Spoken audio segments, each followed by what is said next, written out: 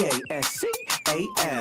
You are now rocking with that dude Pascal. We be going wild, Haitian in the building, so original. Got the haters catching feelings. Get your hands up to the ceiling and keep them held high. Cause St. Louis isn't ready. Forget about it, goodbye. Hold up, we just saying hi. Five somebody rise up. Weekdays, catch us live. Somebody, let's go. Good morning.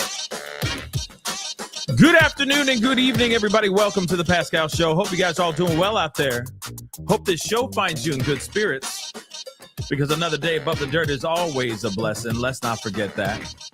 We got some things we have got to talk about. And again, how do I say this? Again, I honestly do think that this, once again, is confirming my theories. And again, I may be brilliant. I'm just kidding. I'm kidding, but I'm serious. But I'm kidding at the same time. But I'm serious. But I'm serious. But I'm kidding. Anyway, appreciate you guys being here.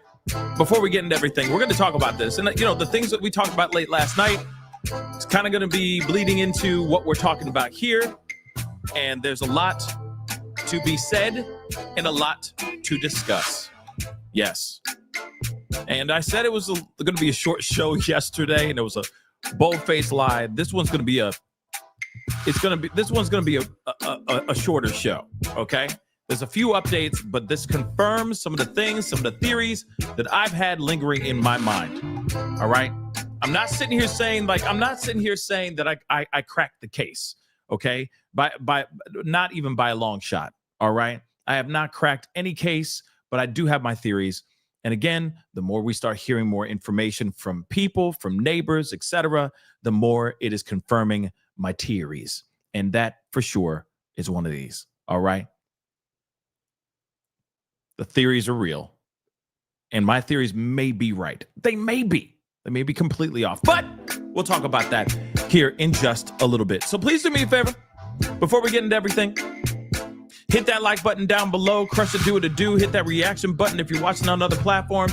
If you are watching on these other platforms like Facebook, X/Twitter, Instagram, TikTok, Rumble, Twitch, Kick, please make sure you hit that follow button. Follow.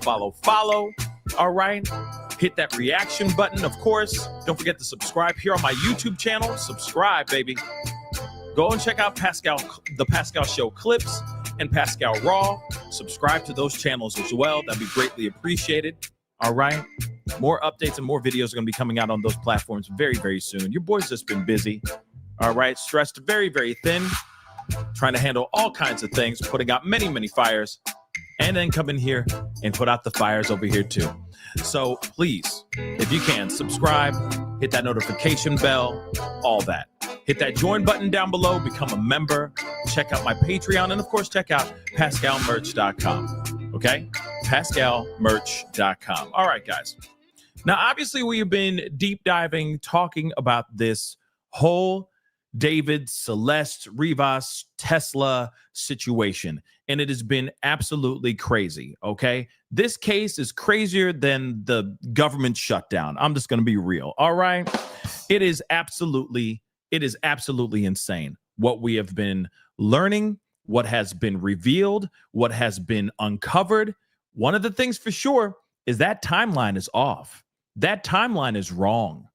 I'm just going to be completely real. Now, does that mean something sinister happened before her demise? That this timeline has to do with what happened to her? What caused her? What got her into the front trunk of this Tesla? We don't know. But one thing's for sure. The information that's being said out here is inaccurate. The timeline is wrong.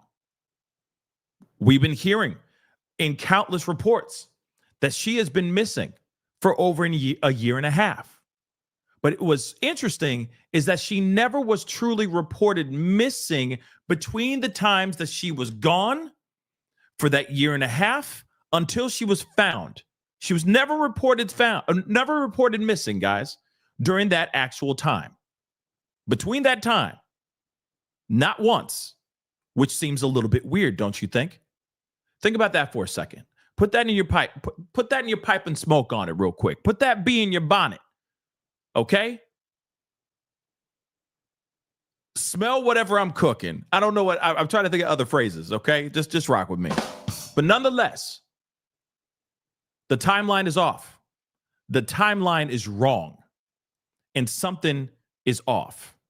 Now, we talked about the parents, and Roxy on YouTube just said the parents do not care. Well, we're going to talk about that. We're going to circle back with my theory on that again here in just a little bit. And I know what I'm going to say, which is a theory. Let me just say that. It's just speculation warning. But nonetheless, you may not agree with what I have to say. You may think I'm rude and mean and talking down at the parents and all that. Well, it's just a theory. It's just speculation, and I'm not. Let me just forewarn this as a disclaimer. I'm not here trying to call any of the parents out or talk ill of Celeste. I just have theories that could be the reason why she was gone for so long and that she was never really truly reported missing after a time. Think about this too.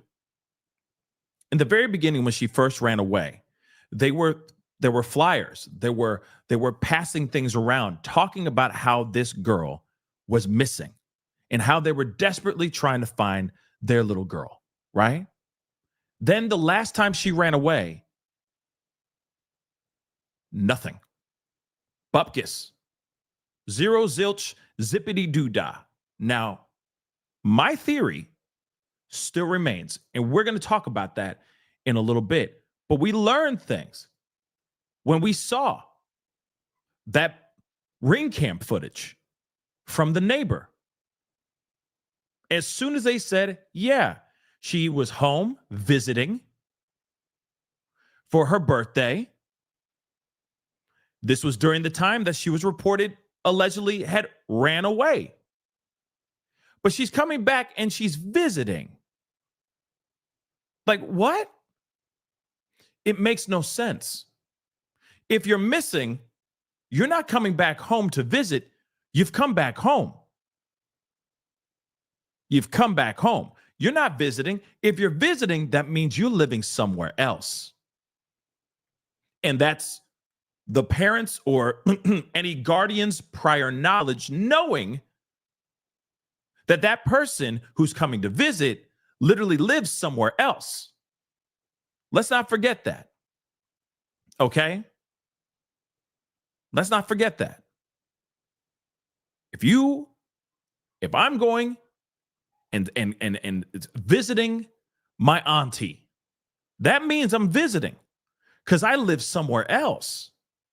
But if I ran away from my auntie's home, and then I came back, man, they're popping champagne. They're going, oh my God, Pascal's home, right? There's, the neighborhood is all coming up being like, oh my God, where were you? Pascal, you've been missing for so long. Where have you been? We missed you, man. Thank God you're back. If you're coming back to visit, that means you're living somewhere else. You live in another domicile. And it for damn sure ain't the home that you are visiting, because it's a visit. Now, here's the other thing, too. It's not like she was in some school or some sort of boarding school or some sort of program for wayward children or anything of that sort. It wasn't like she was in juvie or anything of that sort. What we now know is that this girl was indeed living with this man, David, recording artist, Duffadid, okay? D4VD, okay? Let's be real. They were living together. That is confirmed now. People have been talking about that countless times. The only person that we've been hearing otherwise is, guess who? The manager going, I don't know him. Literally. It's like, Peter, right? Being asked multiple times. Do you know? Yeah, this is Bible study now. Isn't it Peter? I think it was Peter that said, I don't know him. I don't know him, right? Now we're in that situation. I know this guy ain't Jesus, okay? But what I'm trying to say is he's going out here. The manager is basically saying, I don't know him like that. Shoot. We weren't living together. What the hell are you talking about? We weren't living together, bro. Nah, I live somewhere else with my wife and kids. Okay? And I do all my stuff remotely. I don't know him like that. The hell are you talking about? That car? Psh, I don't know what you're talking. What red Tesla? What red Tesla? I don't know what you're talking about. I'm over here in another state. I have nothing to do with whatever that little kid's doing, he's doing little kid things. I'm doing grown things over here. Okay. I'm making money moves over here.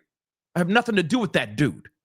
Even though his management company is on the lease of this mansion that he was forking over $20,000 a month rent for that mansion in the Hollywood Hills. So again, make that make sense for him to sit there and go, I don't know. I ain't got nothing. I don't know who he is. Hell you talking about? Who? Daffodil? I don't know who that is. DeForvide? Who the hell's DeForvide? DeForvide? Who DeForvide?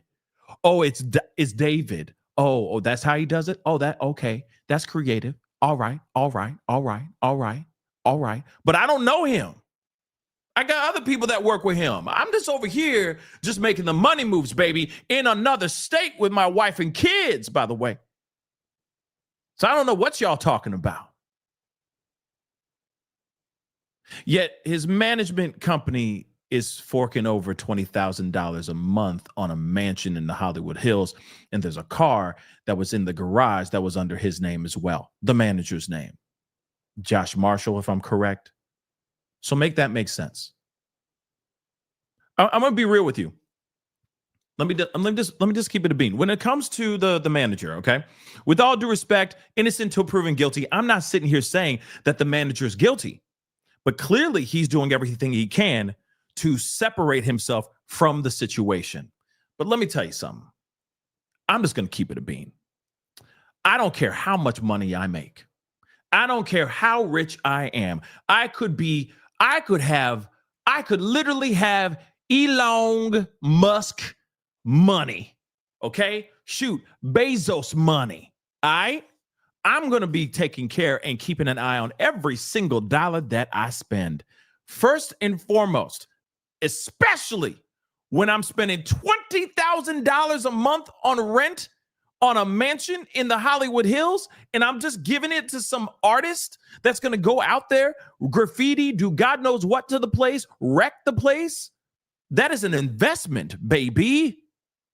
I'm keeping an eye on that $20,000 a month rent. I'm sorry. I'm going to make sure that money is well spent. Not, it's just another spot. It's just 20,000. That's insane. Do you know how insane that is? I don't care how rich you are. Eventually, you're going to look at that situation and go, okay, how's the spot? Right? Is the spot still intact? Did he vandalize some stuff? Did he ruin the space? Because that's a lot of money being spent on this artist. Just saying. That's just me, though. That's just me. Okay? That's just me. It just doesn't make any earthly sense for him to be living in this spot unsupervised. Not even a monthly check-in. Okay? Just opening the door going, hi. Just want to make sure everything is intact. Okay? Yeah, the building's not burnt down. Okay. All right. No graffiti on the walls. All right. No random women in the spot. No random kids running around. Okay. Looks like the place is intact. All right, David, keep it up. All right. We'll be talking soon. All right. Bye. I'm doing check-ins. $20,000 is a whole lot of quiche, y'all. That's basically what I'm trying to say. I'd be keeping an eye on my investments. Don't matter how much financial privilege I might have. I'm keeping an eye on that money, and I'm going to make sure that money's well spent. $20,000, like I said, a month is a lot of money. And to just gift it to this kid, there's got to be something attached to this. Now, I'm not saying that there's something sinister going on, but I truly think that this guy, he's investing in his client in hopes to have a massive return on investment. $20,000 a month, you know he's tacking that down. You know he's writing that down. Each month, okay, 20, 20, 20, 20. Eventually, he's going to be like, I want all that money back.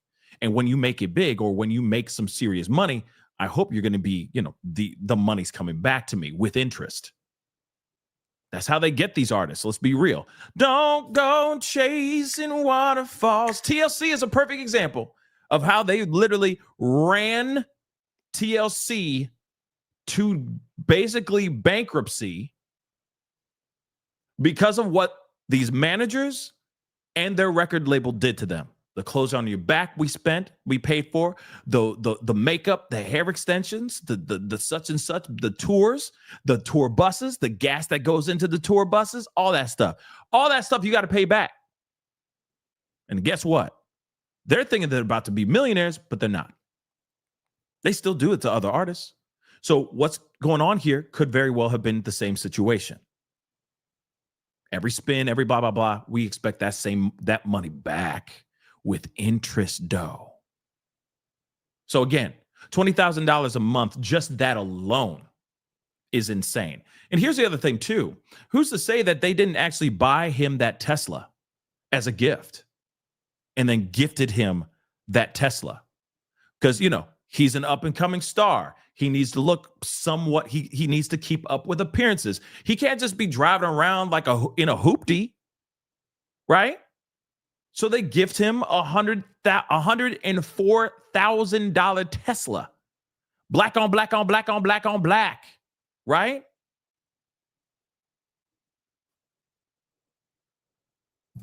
He's gifted that car. That's what I think. And maybe that's the reason why the car was treated in the way it was treated. It was treated terribly. It's like, shoot. I mean, it is my car, but it's like, if it gets banged up, it is what it is. Moving on, though. I mean, you could tell about a person by the way that they handle or they treat their car. If they're not treating it like it's precious. Cars are expensive. They're not cheap, y'all. Okay? They're very expensive. It's a big tell sign, in my personal opinion. You open the door and it's filled with like fast food wrappers all over the place, empty cans and just plastics and stuff all over the thing. And you're looking at it like, damn, this is a nice ass car. What happened on the outside and inside of this biatch? Damn, you really did this to the whole car? There's not even a seat anymore. And what is that? That's crawling. What is that? It's moving, man. That wrapper's moving. What? You have a rodent in your car? How the hell did it get in here, man? Damn. You see what I'm saying? There's a nest over there. You know what I mean? I've seen some cars. And it's like, oh my God, if you actually just washed it, it'd be a beautiful car. But what happened though? And that's the same thing we're seeing with this car. He didn't give a damn about this car. He did not. So maybe it was gifted to him. Maybe. Okay. Maybe not. But that's still a possibility. Okay. Now, again, when it comes to the manager, that seems a little bit odd to me. How he reacted, how he responded, how he jumped ahead of this and was like, yo, let me tell you something. I'm going to speak on this for now. And he's like, yeah, I ain't never been in that house. That's not true. That's not true. Then how would you have vehicles and all that stuff in that place that are under your name, the house being under your name and all that stuff? You're just going to gift some kid a house like that? That's insane to me. A young kid. And then, of course, we've heard differing accounts of neighbors complaining about parties and all that. I mean, eventually, if you're not staying there, eventually you're going to have to show up and put your foot down, right? Something ain't right with just saying, something ain't right with the manager situation.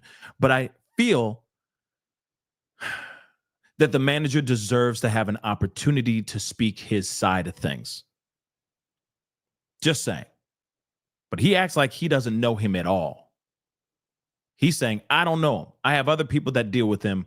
I work on, I make the money moves from another state. I do things remotely. I don't know if I believe that all together, 100%. But we'll see how things transpire as things transpire, for sure. Now, let me bring this back up. We got to talk about Celeste. First off, may she rest in peace. But there's a lot that's being said and a lot that's been unearthed or revealed, at least, when it comes to that ring cam footage where she's literally going off on a neighbor. And I'm telling you right now, both sides were terrible in that ring camera footage. She's losing her mind, not keeping her cool, cursing at adults. And then the adults were they weren't responding to her in an adult-like way either. It looked as if there were two 14-year-olds going after each other in words. That's what it truly looked like to me. But that was a grown-ass man who should have acted grown-ass, but he didn't. He just decided to poke her, goad her, and try to make her even more angry. And then was having fun, making fun of her being mad. But one thing is for sure, one important piece of it about this is that she went home. She came home to visit. So the theory that everybody has been having lately might be what it is. Now, there's two different theories. The one that I'm leaning on, which is parents knew that she was living there and that they just basically gave up. They gave up trying. They gave up fighting, trying to keep her home. I talked about that late last night. We're going to talk about that again in just a little bit. And then there's the other theory that I don't entirely agree with, but it could be true. I don't know.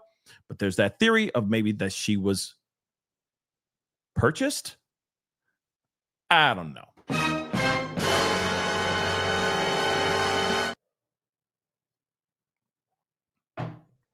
I will say this. That remains to be seen. Well, one thing is for sure that I can't agree with, and I feel like it has been confirmed through that ring camera, through other things that we're about to hear in a little bit. We are hearing that she would come home. She would come home to visit. To visit. And no, there are no reports of her staying in some random halfway house or no reports of her living at or staying at a juvie or anything of that sort. No like rehab or anything of that sort. You know what I mean? None of that. She would come in and out of the house she would come in and back and forth to Lake Elsinore to visit. Now, like I said, we're going to be listening to a couple things. TikTok, you're not going to be able to hear any of this stuff. Just a full-on heads up, okay? Just a full-on heads up, okay? But I recommend you guys go over to my YouTube to check it out. But there is some stuff that we need to take a look at. You know, neighbors have been speaking out, and they say, oh boy, I mean, they're saying a lot. They're basically saying that she would take off, like she would run away and come back. And this is the thing that she would always do. But then we start to learn more information, more things about the dynamics that were happening inside the house. Apparently, allegedly, the parents would be fighting, yelling at each other, having loud, arguments inside the home. They basically say that apparently they were arguing over custody of the kids, which makes no sense. They would have arguments, literally arguments over the custody of their children. Why? Unless the parents were fighting so much and so terribly behind closed doors that maybe they were threatening to divorce each other because the fights were so bad that they were like, I'm taking the kids, right? And the other one's like, the hell you will take those kids from me. That could be it too, right? Some very interesting stuff. So let's take a look. Okay. Let's take a look at this. It's Banfield. All right. She's been hotly on this case, just like a lot of other people have been too. But she put out some seriously interesting revelations in this clip right here and others too. So we're going to be taking a look at a couple clips. Like I said, guys, you aren't going to be able to hear it over here. I'll give you a recap in a little bit, but go over to my YouTube channel if you want to see it for yourself. The Pascal Show on YouTube. And his dead underage girlfriend named Celeste Rivas Hernandez. We have heard it before, and we heard it again just last night, that Celeste ran away from her family again and again for a reason. Reports said that the girl's home life was troubled. Her middle school boyfriend, before she ran off with David, said that her mother treated her badly and that she often talked about running away. And now TMZ has the receipts of repeated police visits to Celeste's family home in Lake Elsinore, California, 70 miles away from the Hollywood Hills, where Celeste sought refuge in David's mansion. TMZ has learned. Hold on. Has the receipts. I want to repeat that again. Repeated police visits to Celeste's family home in Lake Elsinore, California, 70 miles away from the Hollywood Hills, where Celeste sought refuge in David's mansion. Okay, you heard that right off the bat. She was seeking refuge from the home. Now, of course, we don't know the full dynamics of when they say a troubled home. We don't know what they mean by troubled home, except for maybe the parents were fighting a lot. There might not be any DV. It could just literally be the parents not getting along and fighting a lot in front of the kids, which, by the way, I don't recommend. Okay, I feel like that's not the greatest thing to do. Okay, don't fight in front of your kids. If you can try, have your fights somewhere else. You can. It's traumatizing to the kids. Let's be real. Okay, it's bad, and of course, you got to lead by example. Try to show some restraint. Try to show, obviously approach with love and respect to your partner, especially if you're having a discussion right in front of the kids. Because again, they're seeing how you act and then they do the same doggone thing, right? They carry that with them. And obviously, if there really was a bad dynamic between husband and wife behind closed doors, she's seeing that too. So that's obviously bothering her as well, especially when she's just a kid. You see what I'm saying? And then obviously she's going through her own rebellion. She's trying to find her own individuality.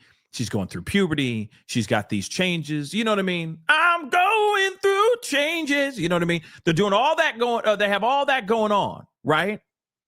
They got all that. And then on top of that, seeing the parents going after each other. And I'm sure these arguments aren't that great. Just saying. It can make any kid, want to be anywhere else but at that home, right? So let's continue on. TMZ has learned that the Riverside County Sheriff's Department responded to calls about Celeste's family or from Celeste's family about 11 times in a little over a year. Hold on. She's packing in a lot of information in the first few minutes. First minute of this video. I want you guys to hear this one more time. Responded to calls about Celeste's family or from Celeste's family about 11 times in a little over a year. So there was phone calls being made. Okay.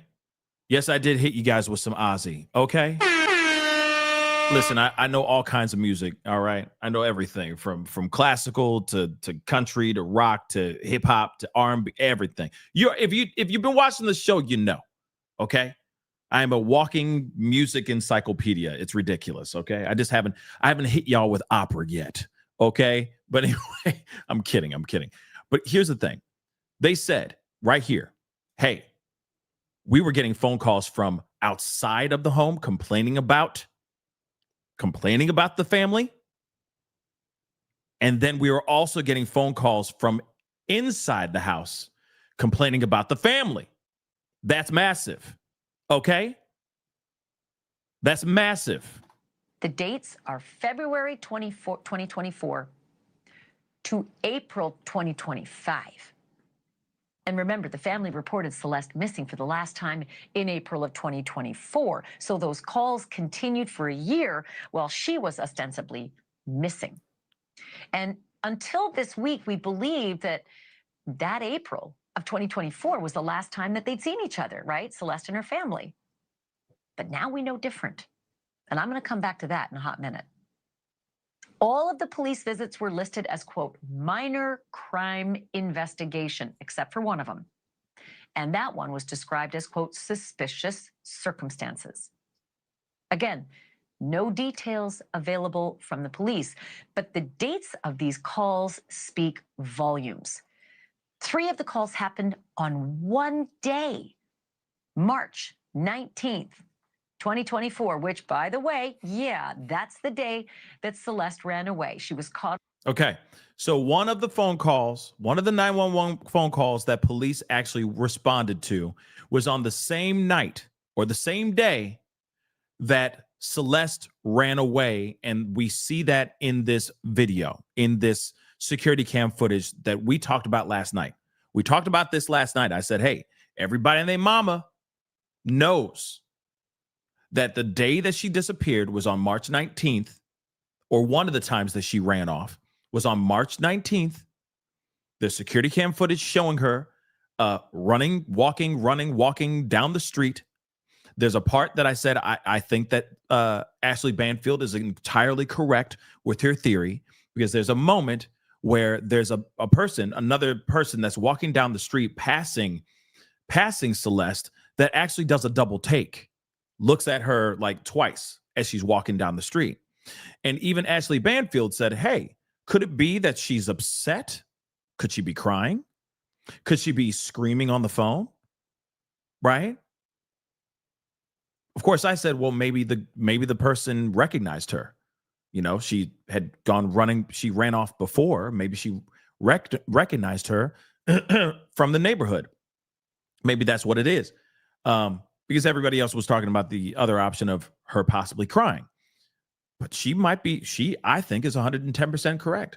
I think she was walking down distraught as all hell, as all get out, and was trying to run away as fast as possible from whatever she was running from.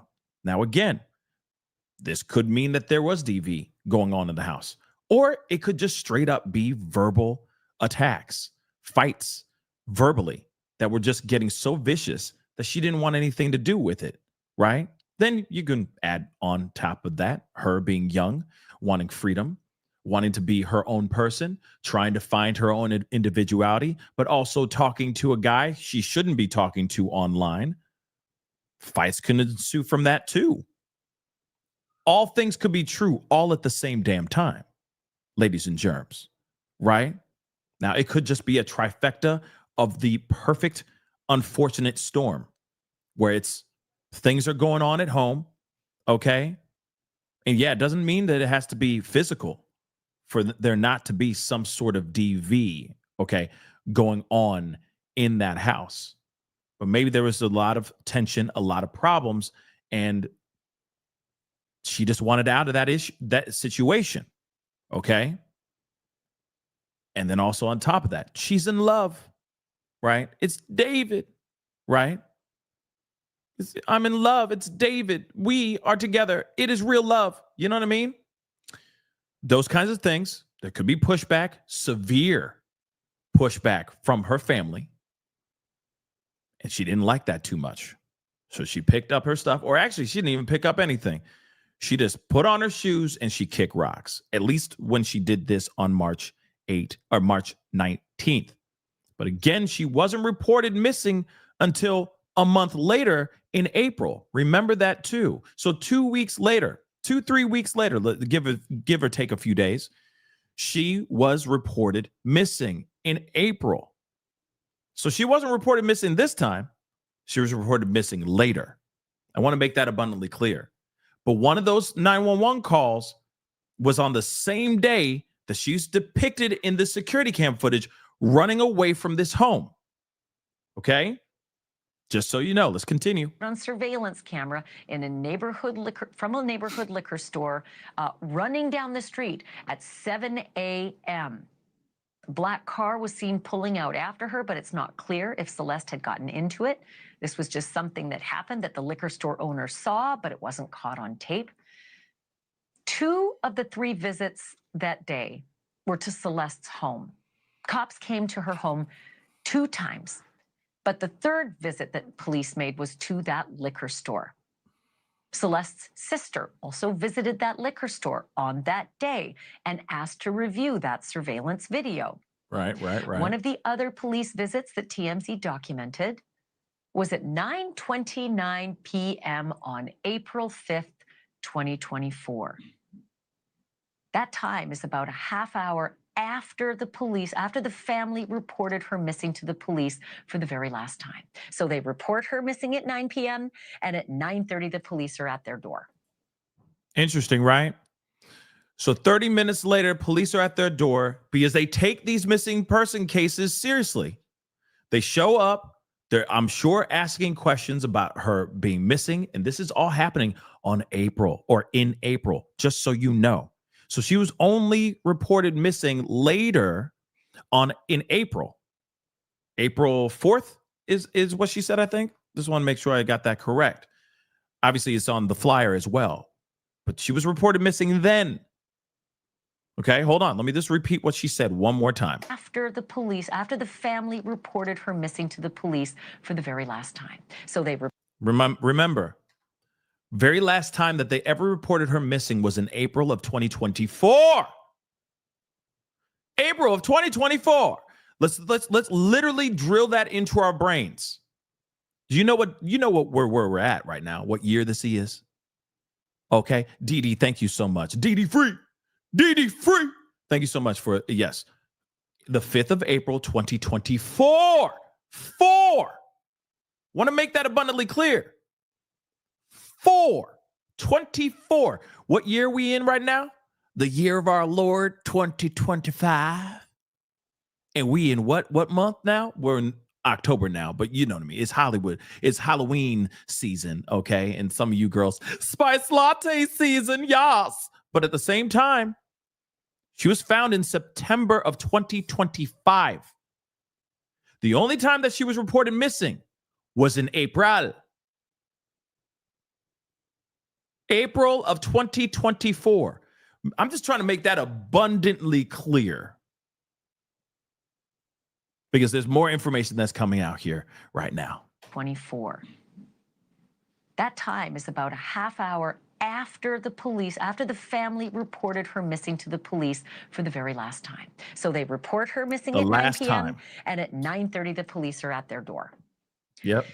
Officially, Celeste was still missing when her badly decomposed remains were found here. Yep. In this impound lot. Yep. In the front trunk of David's Tesla. So she was reported missing. Like I said, I know I heard about the active assailant. Yeah, I know. I'm gonna have to. We'll cover that later. Okay, we're gonna try to stay with one story at a time. Okay, I'll get to that here in a second. Okay, for sure. But here it is. Let me just make this abundantly clear. She was reported missing in April of 2024. They never reported. I want to make this abundantly clear because again, this is what matters. This is what's going on. She was reported in 2024 missing, April of 2024. She was never reported found or missing again the entire time until her body was found in the front trunk of David's Tesla. Very sad situation, right? But very interesting as well. They didn't say, oh, she's back. Police, you don't have to look for her anymore. We found her. You know what I mean? Yay. So happy. We found her. Thank you, 5-0. Thank you for what you do. She's been found. Right? They didn't do that. They never reported or went to the police telling them she's been home. She's home. She's home right now. Remember, ring camera footage shows her back at home visiting 4 months after she had ran away or left the house. Why? Why is she visiting? That makes no sense, right? Now, here's the thing. She leaves. But now we're hearing other reports. Like I said, the timeline is wrong and they keep on changing the story. Or they're telling one story, but now we're hearing more to this. Why is this timeline changing so dramatically? Could it very well be that the parents knew exactly where she was at all that entire time? And they just said, F it, let's just let it be. There's nothing we can do about it.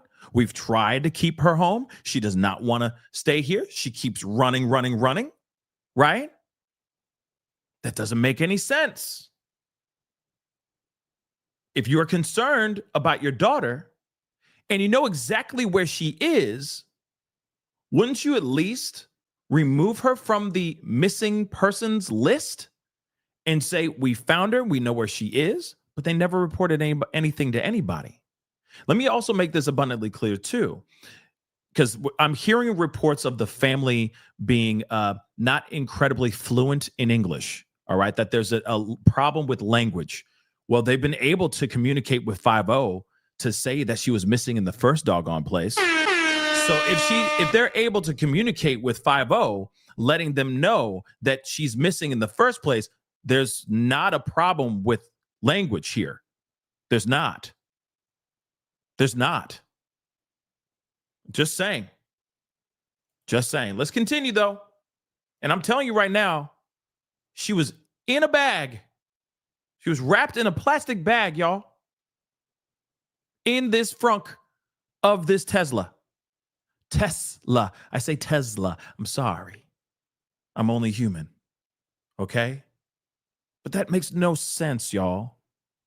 Yes, exactly, Mimi. These cops do speak Spanish as well, or at least most, a good portion of them are bilingual, right? And if they can't, they bring somebody else in to translate.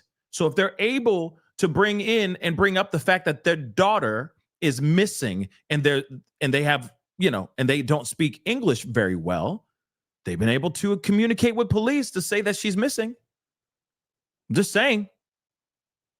What are they doing? Like smoke signals or something? Like I said, it's nothing that complicated. They had somebody there to translate what they had to say, to write everything down, to report her missing. So if she was found and she was not missing after some time, they figured it all out and they knew exactly where she was, they should have taken her name off that missing persons list.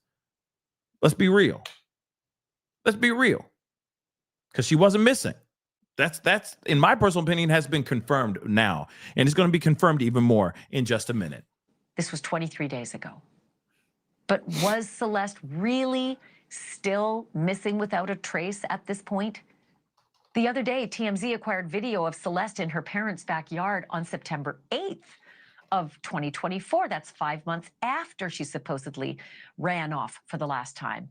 And it's also one day after her 14th birthday. Amazingly, the coincidence here is that it was 1 year to the day that her remains were discovered in David's trunk. This video was shot and released by neighbors. A different neighbor who heard the argument spoke with our Banfield producers on the ground in Lake Elsinore just today. Have a look. The first time I saw her, she was walking down the street early in the morning. It was during the colder months, I remember. It was just a 1 second. I was driving down the street and I saw her like big, beautiful curls. And I'm like, oh, that little girl's so pretty. And then I just went on my way. But that was probably like maybe 6 months before she went missing the first time in February 2024. And then I saw her, well, I didn't see her again. I heard her again when she came in through the apartments. But yeah, I didn't know she was the missing child from next door. I have lived here since February of 2023, so almost 3 years. I've never met the family. I don't know their names. I don't know how many people live there. Um, I just know there was a lot of cars parked out usually, at least 5 cars in the driveway, most of the time, most of the days. But I don't know who the family is. My backyard peers into their backyard, and I can also see their driveway, the front yard. I've never heard or seen police officers at their house. Um, at any time, I think I would have noticed that unless it was late at night where I was asleep, but I never noticed any police activity at Celeste's home. So the video circulating with Celeste coming into the apartments being a little upset, that video was only released to pinpoint her timeline of her missing. And that's the only reason why it was released, because on September 8th, 2024, she was technically still missing. She was technically still missing in 2024. Basically September of 2024. But she came home. Listen, y'all, she came home to celebrate her birthday. That's why we see the Ring camera footage where she's losing her cool, going off on neighbors right around the same time her birthday is. Why would she come back home? And again, I keep saying this, and I'm sorry for just drilling this in y'all's heads. But why would she be visiting if she's really not missing in the first place? She would take off and she would come back. She would leave for some time and come back home. Sounds to me like she found a new home, a new place to stay. And maybe the parents were okay with her being over there because there was a lot of arguments and a lot of fights with her and with the parents. And maybe they needed to cool off. They're like, you go over there then. Go ahead. But they never went to the police and said, yo, she's not missing anymore. We found her. She's, they never reported. They never corrected that. They never took her missing alert or whatever, notification, whatever the hell you want to call it, down. That seems odd to me, right? Let's continue. You bet. And again, I want to reiterate, September 8th, 2024, 1 year later, she'd be found dead in the trunk on that very day. And it's also the day after her 14th birthday that she was in that backyard. So maybe she was home celebrating her 14th birthday the day before. She most definitely was. She went home to celebrate her birthday with her family. That's basically what it is. Maybe she wanted to get some gifts from them. Maybe she really just missed her family, wanted to be around her family. Okay. But still, no matter what, she definitely ran away, then came back home for a spell, okay, for a tiny bit to spend time with her family. Why? I don't know. Maybe she just missed her family. She just wanted to spend time with her family and celebrate her birthday with her family. But nonetheless, she came back home to visit. Let's continue. Producer spent most of this day in that neighborhood where Celeste lived, but where Celeste could not wait to leave. Have a look at what they found. Celeste was a frequent customer at this liquor store. The cashier tells us she appeared often after school with friends and alone. She also appeared one time on security camera footage after she had been reported missing. And we thought that was the last time we had seen Celeste. But just up the street is the house where she appeared later on security camera footage arguing with her neighbors. This is the property where Celeste was seen arguing on surveillance footage with her neighbors after being reported missing. But despite that argument, just next door is Celeste Memorial. It's grown in recent days. You can see the candles there and the poster board there and this new banner bearing her face. And just next door to this memorial is Celeste's home, which we now hear that police came to 11 different times for disturbances. It's crazy. 11 different times is insane. One of the owners of the liquor store told our producers today that they had seen police headed in the direction of Celeste's home on multiple occasions, but they couldn't confirm if the police actually stopped at Celeste's home. Celeste's parents haven't been seen at that home since her body was identified, and they've spoken in public only one time. If you have followed the story online, you probably saw the speculation that Celeste's mother or her father maybe were undocumented immigrants, and maybe that's why they went underground, fearing that they would be grabbed. Who knows? Now, that's the thing. There was an ongoing speculation that maybe the parents were undocumented immigrants, okay, here in America illegally. And that's maybe a reason why they didn't, they haven't been out here talking about this and getting in front of this and just talking about this whole thing and clarifying some of these rumors and some of these speculations that have been brewing as of late. People are saying, oh yeah, they must be migrants, right? They might be here illegally. That's why they're not talking, right? Well, Ashley Banfield has some information here. But I can tell you this. We can now report exclusively that both of her parents are in the United States legally. They're here in America legally. At least that's what is being reported by Ashley Banfield and her resources, her sources, and, they do their investigative work to find out if that's actually true. And apparently it is. She expands a little bit more here, guys. Records acquired by private investigator Steve Fisher show that both of them received Social Security numbers around the date 2001. Social Security numbers, etc., around the year of 2001. Okay, according to SF Investigates. So again, they're legal. They're legal. I think the only reason why they're not talking is because they don't want, not everybody wants to be all up in the videos. You know what I mean? Not everybody wants to be all up in the cameras. That doesn't mean any admission of guilt. That doesn't mean anything sinister, nothing nefarious. I just think that these are people that are private people that want to live their lives. Okay. And this tragedy is a very big tragedy, and they're still grieving. They're still trying to go through what they're going through. But I also think that they're worried or scared about speaking out because of all the ridicule. Because a lot of people are looking at this and going, the parents failed their kid, that this should not have happened in this fashion, right?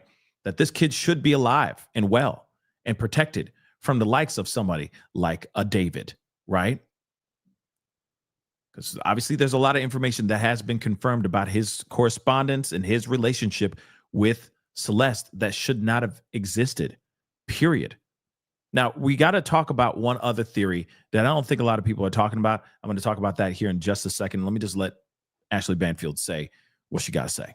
Our producer spoke with another woman today who did not want to be identified on camera, but said that she's a former neighbor of the family. She said they all lived in public housing from 2019 to 2020. And she said she occasionally heard Celeste's parents arguing, and often about custody of their children, though there's no indication that they are divorced. The woman said that Celeste was a sweet little girl whose mom would keep her close at all times. So again, they say she was a sweet little girl, that the mother would keep her close at all times. There could be a rift of that in that situation. It's like, this is my little girl, this is my little princess. And then it's like she starts to grow up and she doesn't want to be so young and being a princess anymore, right? Her little precious. That could be one of the situations as well, right? But nonetheless, this is some wild stuff. They say that they will always have fights and that there was conversation about custody over the kids. But I truly think that they were having some really volatile arguments, really big fights, and then they would throw out the kids as the custody over the kids as like kryptonite. You know what I mean? Like, they're trying to knock each other down a peg. They're fighting with each other, and you know how it is, right? It's sad because we hurt the ones we love the most, right? And if you're in this bad fight with your loved one, people can throw daggers and say certain things that are not true, or they don't really mean, but they say it just to get a leg up, right? And there's people out here that will use kids as a way to get leverage on that person, on the other side, right? That spouse. Or you don't, okay, you think I'm that, blah, blah, blah. Well, then I'm going to take the kids from you. That kind of thing, right? And then what happens? You ain't taking my kids. You see what I'm saying? And then it turns into that, which is really sad, right? And then the other side is that kids are seeing that too. The kids are seeing that. And that is tragic. That can be very traumatic for any kid. So imagine if she was living in that kind of situation, seeing those kinds of things. And also, she's coming of age. She's becoming a young woman. She's growing up. She wants her own independence. Then also at the same time, she needs to get the hell out of that house. She wants to get the hell out of there because all they're doing is fighting like cats and dogs, the mom and dad, right?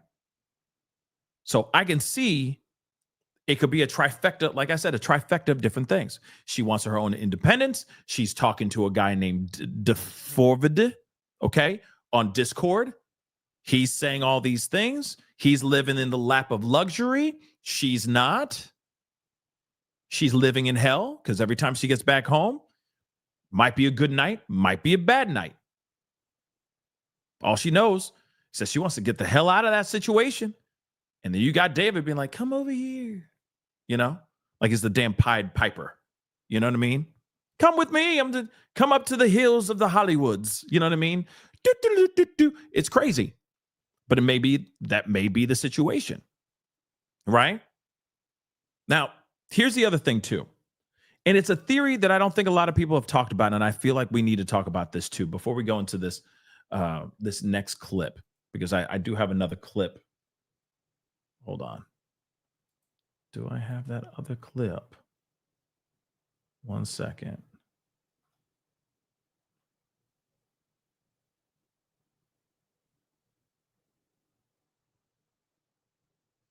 Well, actually, no, it's the same clip. So, or the clip that we just watched is the full clip. Okay. So here's the one thing. One thing I do want you guys to see, actually, before we continue on. I do want you guys to see this. So there's the bag or the plastic, okay, that she was allegedly found in. This is the frunk. All right. This is where she was and how she was found. Plastic bag or plastic, almost seems like a big gardening bag, if you will. And then, of course, she was inside that. So black on black on black, wrapped up in this black plastic in this Tesla. Now, I still have the theory, just in my personal opinion, that she was put somewhere else first before she was actually put into this car. Now, I could be absolutely wrong, but that's just my theory, okay? Speculation real quick. But one thing is for sure, everybody's wanting to know and understand this relationship that was going on with David. Obviously, something was going on. Obviously, there's a romantic relationship going on with David and Celeste, which is just, it irks my soul. I don't know about y'all, but it's irkable, okay? It's definitely irkable. But nonetheless, I know that some people may be wondering, maybe he just knew about the troubles that she was having at home and offered her the place to stay. That could be it too. But at the same time, a romantic relationship definitely did blossom. Oh, so weird. But did also transpire from her moving in with them or in with him. No matter what. Yes, I agree. It was definitely, it is illegal. It's illegal. And it's gross and it's nasty and it's goo. Okay? It's goo. Blah. It is goo. It's nasty. Okay? But in a way, he used that as leverage. That's what I'm seeing it as. He used that as leverage to get what he wanted. And of course, she folded at his will. If that makes any sense. But here's the thing. All right. We obviously know that David has a lot of explaining to do. He does. He has a lot of explaining to do, and it's going to be bad for him.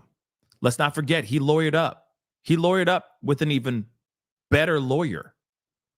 Okay? Because you know for a fact he had some sort of lawyer when he was being questioned by police, when he was cooperating with police. And it's probably just like the lawyer that he knows from that helped him sign his contract or something like that.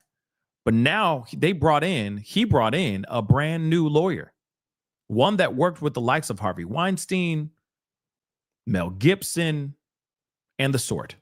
Okay? High profile Hollywood lawyer that's known to handle scrapes for these Hollywood celebrities.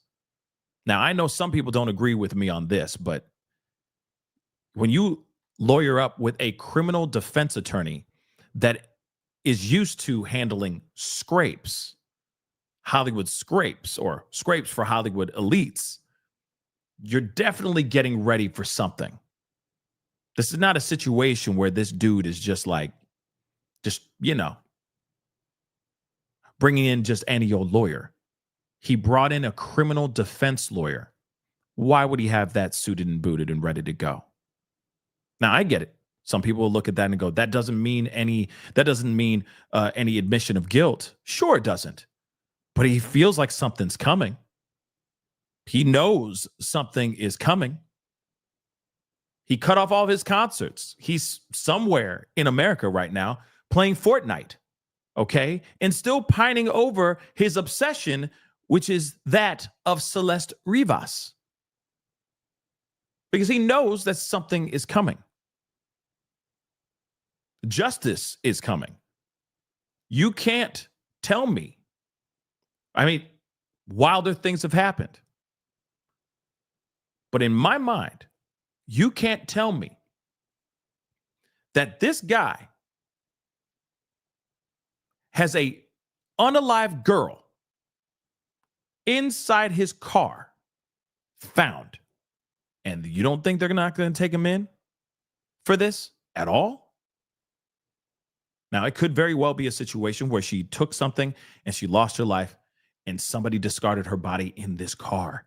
That's still concealing, moving a body. That's still messing with potentially messing with a crime scene, etc. There's so many other charges that he could be getting for moving her remains to this car, to his car.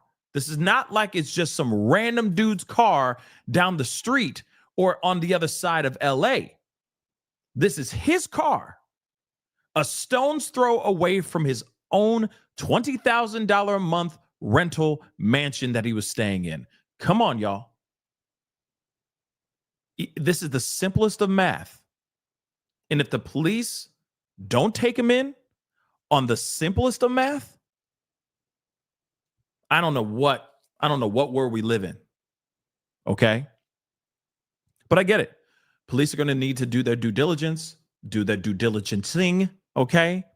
And handle what they need to handle. But at the same time, when you hear and see this type of stuff, this is wild. Now let's talk about this timeline one last time. She was seen on security cam footage running away from her home. Okay? The same day that police were reported to respond to a 911 call on that same day, March 19th. She ran. Let's not forget, she had run away before. In the past, police found her in the hills of Hollywood, the Hollywood Hills. She is seen on March 19th running down the street, getting into what they say a black car before driving off. Could it be this black car? I don't know. But she got into a car nonetheless on March 19th.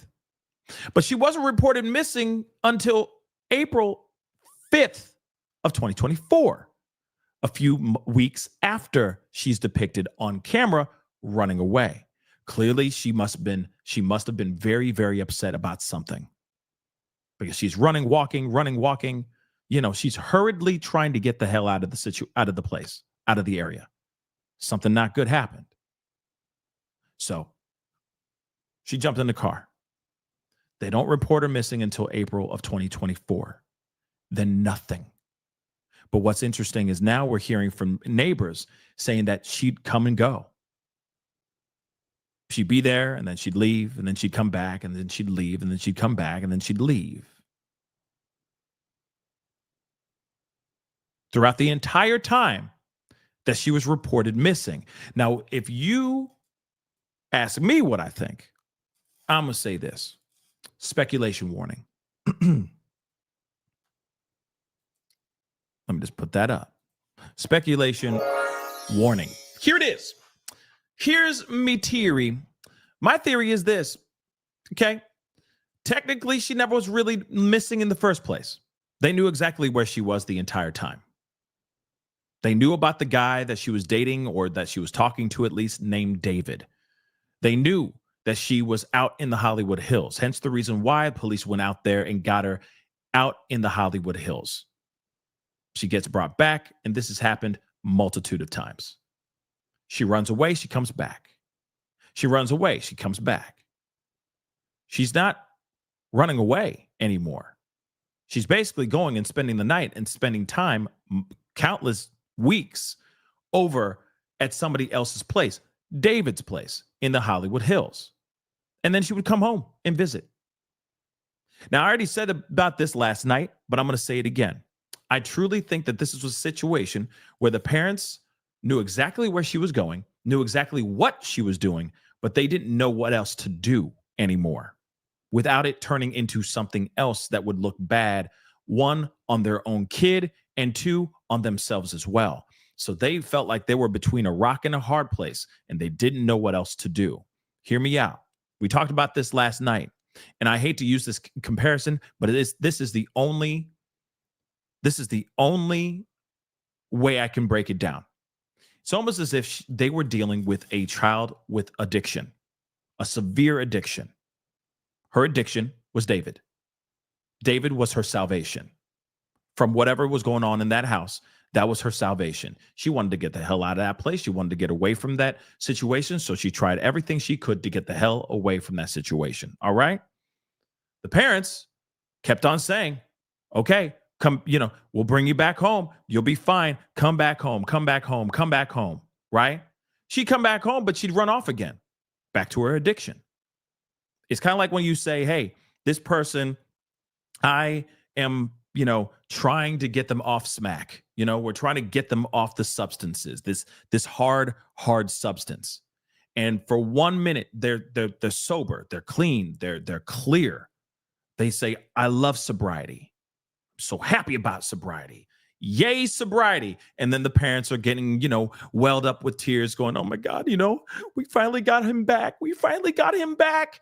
But then 2 seconds later, maybe a week or two later, something happens and they're back on the substance all over again. Next thing you know, you got the parents spending countless amounts of dollars, sometimes putting a second mortgage on their house, selling their valued possessions, whatever they can, to make sure that kid goes to the best rehab facility in the country. They take them there. Seems like they're doing good. They come back sober as a judge. Fantastic. They're on the right path again. Parents get welled up with tears again.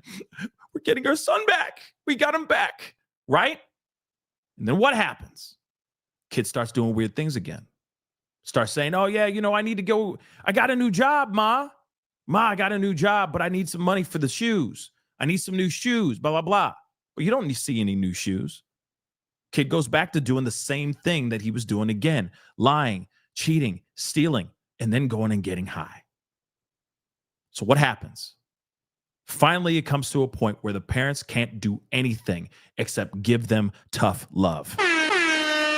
Here it is. The tough love is this. They go, get out. You got to figure it out. You got to figure it out for yourself, son. We can't help you anymore. We can't do this anymore. We've tried everything. Do you know what we've done? Your mom is working another job still to pay off the bills for that rehab joint that you went to 2 years ago. We're still paying that off. Do you understand how much debt we are in? We can't do this anymore.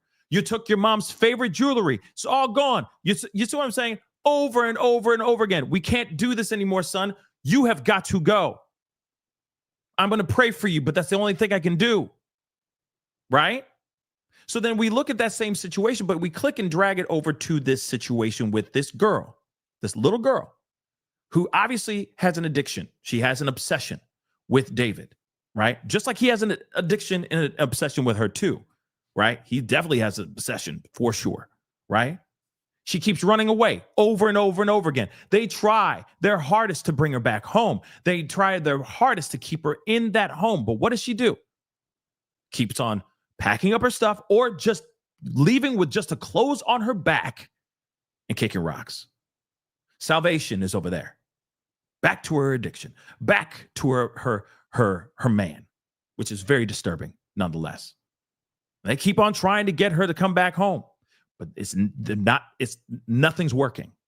At some point they go, okay, we're just going to have to let her go.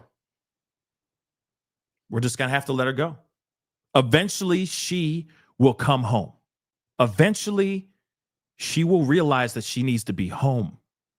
She needs her mom. She needs her dad. She needs her family. Eventually, she's going to realize that. Eventually, she'll be knocking on this door, and we will bring her in with open arms, and we will be a family again. But here's the thing. It never happens, but it kind of does at the same time. Because she leaves, she's reported missing in April of 2024, yet 4 months later or so, she comes back to celebrate her birthday. Right? She comes back to visit. So in other words, like I said, they knew exactly where she was. She's up there, Hollywood Hills, hanging out with her friend, David. And she would keep doing this back and forth. And then maybe it's a thing. She'd go over there, seems like everything's cool, until a parent says something she don't like. And then a fight happens. And then she says, I'm done. I'm out of here. And then she leaves. She runs back to the other place that she's living at. You see what I'm saying? And then a few months later, she comes back. They try again. And then she kicks rocks because of something that triggers her or gets her angry. Like I said, I think that there's a lot going on here. There's multiple layers here. There's layers to this ish. Clearly, at least to me, I see layers to this. It's insane and tragic, but I also think that the parents,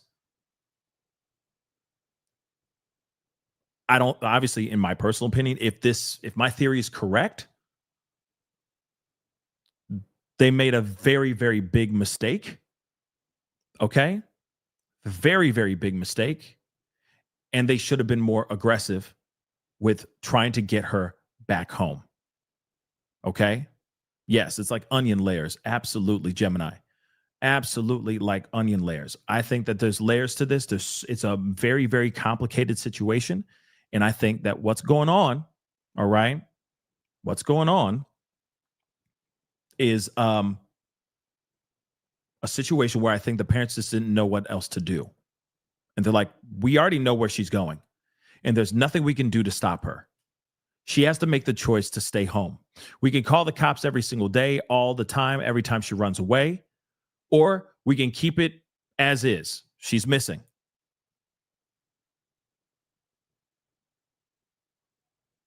But obviously now when everything's transpiring and now the timeline is getting warped as hell, it's making the parents look terrible. Terrible. And yeah, if I were the parents, shoot, like we've already talked about that ad nauseum, but I'd be calling the police every day. I don't care. Here's the other thing though, too.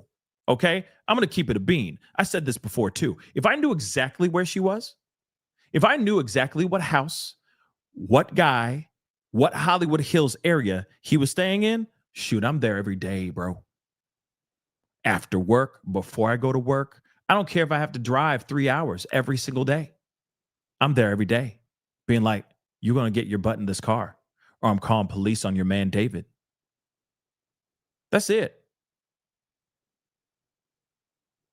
You know this is illegal, what's going on here, right? Period. You know what's going on is illegal, right? How about you don't talk to my daughter? How about if I put a restraining order on your ass? That's it. I'm going aggressive. Don't care. Don't care. Okay? So again, this is a very, very complicated situation. But at the same time, the timeline is off. The timeline is wrong. And the parents knew exactly where this girl was the entire time. Okay? The entire time. So let me get these chats here really quick. Again, Kimberly, thank you so much for being a member for 34 months. Thank you. And also gifting 5 memberships. Thank you so much. Welcome to the family, all 5 of you. Thank you so much, Kimberly in Japan. I appreciate it. Finally made it to a live, Pascal. You gold. Thank you so much. I appreciate that. Always fair, always funny, always fantastic. Oh, snap. If I could blush, if you could see me blush, I'm blushing right now. Thank you so much. Thank you. I appreciate the love. And for those of y'all who just became members because of Kimberly, please put some purple heart emojis in the chat. If you can make them purple heart emojis. If you can't, just put some heart emojis in the chat. All right? Please and thank you. Miss Udi, thank you so much for being a member for the past 15 months. I appreciate it. Thank you so very much. Thank you very much. But like I said, my theory is that they could not take it. They were trying to control her. They could not control her. And now we're at where we're at, right? And of course, you know, they made some bad decisions. They did. I mean, no matter what, you protect your child at all costs. And yeah, I do think that they dropped the ball on this situation for sure. It's sad, but I do think that there's definitely an obsession here, an addiction, a need. She's young. This young, unrequited love type situation, I think, was going on as well. I also think that she was looking at David as a place of salvation, a place of refuge, a place of safety because of whatever was going on at home. But I also think that she was a contributor to the troubled home. I think that they were all arguing. I think there was a bunch of hotheads in one room, in one house. That could very well be it too, right? So we'll definitely see what happens here as things transpire. I'm going to take a look and see what's going on with this. Apparently, there's a mass tragedy going on in New Canton, Illinois. I'm going to take a look at that here really quick just to see if it's still, you know, if it's still going on, right? If it's still live. If it is, I may be hopping back on here very, very shortly. But guys, what say you guys? What are your thoughts on all this? Definitely let me know. But again, this timeline is wrong. She was not missing. Technically, she was not missing, y'all. She really was not. She came back multiple times over the course of that year and a half that she was allegedly reported missing. So technically, she was never missing. She was staying with David, and I truly believe the parents knew. Anyway, guys, that is the show. I appreciate all y'all for being here. Thank you so much for being here and taking the time to watch this show. You can watch anything else if you decided to watch my show, and I appreciate that. If you can, do me a favor, hit that like button down below, hit that reaction button. If you're watching on these other platforms, please and thank you. All right. Make sure, if you are not doing this yet, please follow me on my TikTok, follow me on my Facebook, all right? And follow me on all my other social media platforms that I'm on, okay? There's a lot going on and there's a lot to cover, all right? Make sure you hit that subscribe button here. Go to my second and third channel, the Pascal Show clips and Pascal Raw. Subscribe over there as well. That'd be greatly appreciated. Hit that join button down below. Become a member. Check out my Patreon. And, of course, check out pascalmerch.com. All right? Anyway, guys, it is time to get going. I may be back on very quickly. All right? I want to check this out before I jump back on, and I want to separate these topics. All right? But I'll let you guys know here very shortly, okay? Anyway, it's time to get going. Be good to yourselves. Be good to one another. This is the Pascal Show. Bye.